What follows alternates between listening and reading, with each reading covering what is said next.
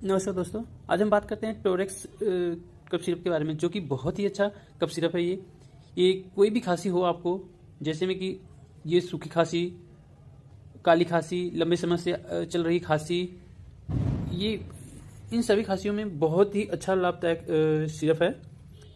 और बात करते हैं इसके डोजेस के बारे में, तो 7 ml दिन में 3 बार ले सकते हैं इसको गुनगुने पानी से, ये एडल्ट के लिए।